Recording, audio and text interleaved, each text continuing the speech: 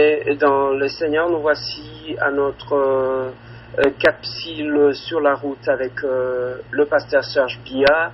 Aujourd'hui, nous parlons sur comment nous pouvons nous affranchir du regard des autres.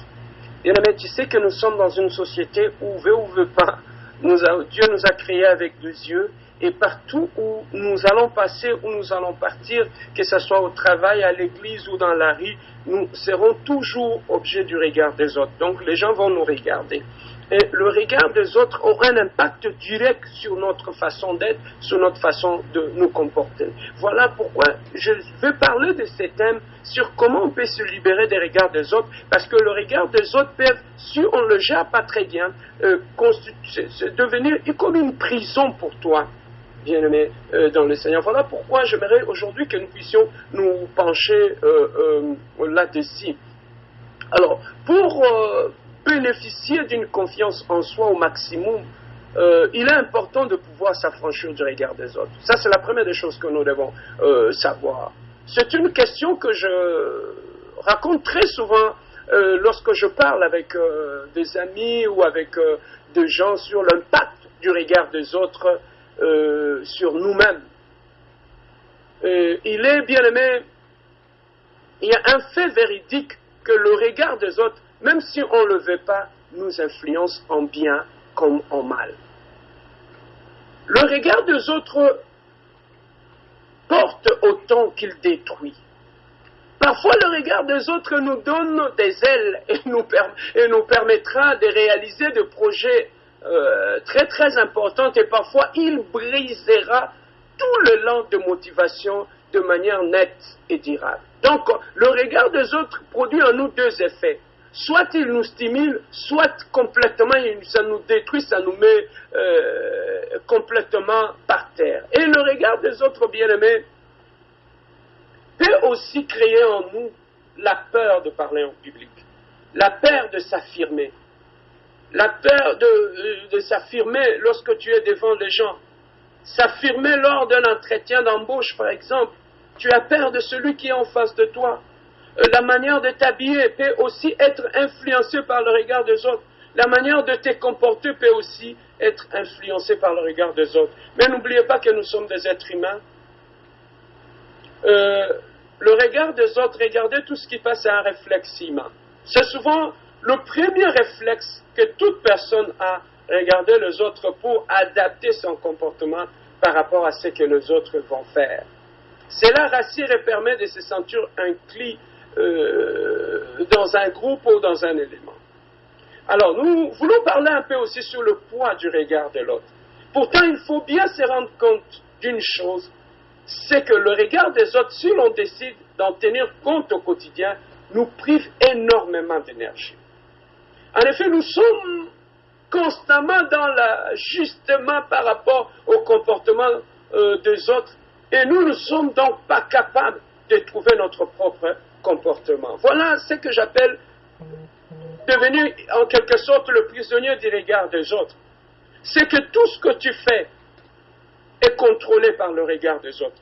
C'est que nous ajustons constamment par mimétisme et nous développons aucun aspect créatif en nous-mêmes.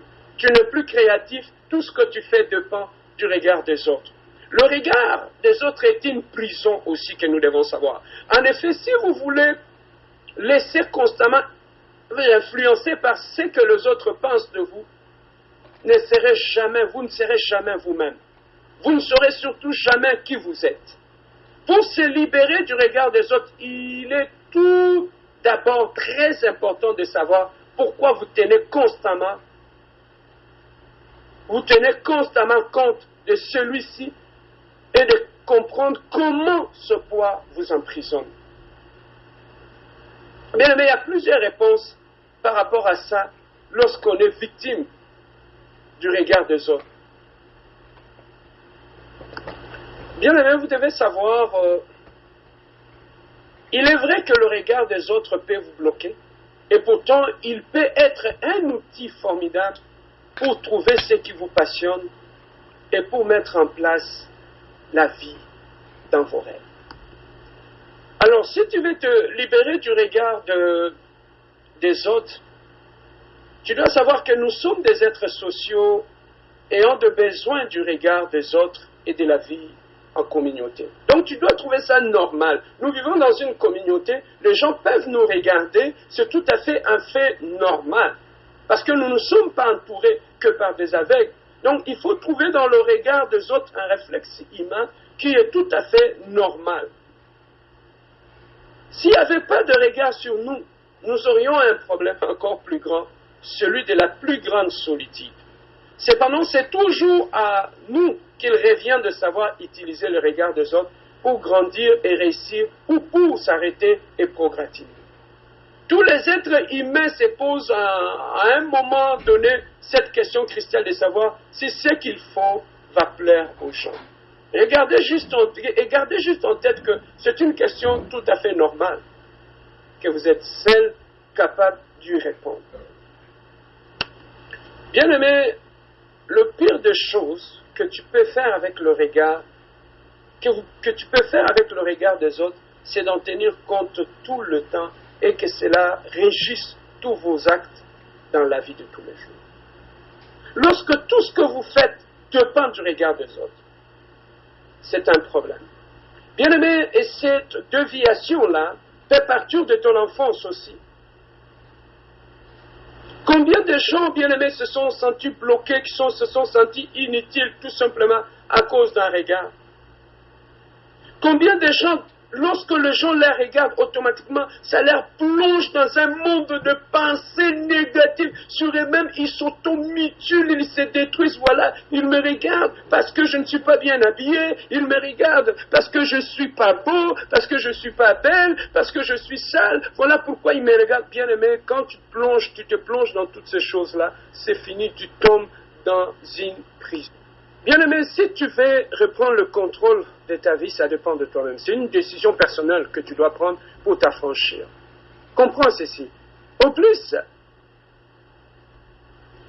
lorsque tu passes plus le temps à dépendre du regard des autres, cela va s'inscrire même dans votre pensée. Ça va inscrire un programme dans votre pensée où automatiquement votre cerveau va commencer à vous envoyer de messages par rapport au regard que tu reçois. Même si les gens n'ont rien dit, mais ton cerveau va lier un message par rapport au regard des gens. Et automatiquement, ça te bloque sur tout. Il te sera difficile de prendre même parole en public. Il te sera difficile, bien aimé, même si tu veux transmettre un bon message.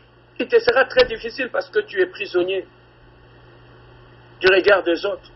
Plus tu penses à cela, plus votre cerveau sera concentré sur le regard des autres. Et de ce fait, il ne s'affranchira pas si vous le laissez se concentrer là-dessus. En effet, si vous suivez ces raisonnements, au moins vous serez en phase avec le regard des autres. En plus, vous serez rejeté, au plus, ou vous serez rejeté par vous-même. Donc, il y a un rejet qui se dégage suite au regard des autres quand ils vous regardent. Alors, parmi les choses qui peuvent nous aider à nous affranchir du regard des autres, c'est d'être authentique. Lorsqu'on n'est pas authentique, que lorsqu'on cherche à ressembler à quelqu'un d'autre, on n'est ni soi-même, ni la personne à laquelle on cherche à ressembler, ça crée une sorte de complexe d'infériorité en nous, et lorsque le regard des autres s'ajoute à cela, c'est fini, tu es down. Alors, la deuxième des choses aussi à faire, tu dois être authentique et savoir se définir toi-même. Ne laissez pas que les autres puissent te définir. Connaître ta propre identité, connaître tes propres valeurs. Ne laissez pas que le regard des autres puisse te faire croire que tu as de la valeur ou pas. Donc, tu dois toi-même te connaître ta valeur, et ça, c'est un élément qui est très très important. Ne laissez pas que le regard des autres puisse te définir et définir qui tu es. Si vous ne prenez pas la liberté de définir exactement qui vous êtes, soyez convaincus d'une chose, les autres le feront à votre place, et ils le feront d'une mauvaise manière. Enfin, pour terminer, tenir compte du regard des autres ne dépend que de vous et personne d'autre. Vous faites le choix entre la liberté ou la prison, c'est aussi simple que cela. Votre liberté commence dans votre esprit. Si vous n'êtes pas libre dans vos idées, dans ce que vous pensez, comment pourriez-vous être libre à l'extérieur? C'est un élément qui est très très important. Le changement, l'affranchissement vient de l'intérieur, commence à l'intérieur de vous, et sort à l'extérieur. Voilà, bien-aimé, ce que tu dois comprendre. Vous êtes le maître de votre esprit. C'est à vous de choisir d'être libre ou d'être un prisonnier. Focalisez-vous constamment sur la liberté de votre esprit et vous obtiendrez la liberté dans le monde physique. Pour ce faire, vous pouvez simplement répéter votre discours intérieur. Qu'est-ce que vous vous dites de vous-même? Qu'est-ce que la Bible dit de vous? Oh, dites à haute voix, lire la Bible à haute voix.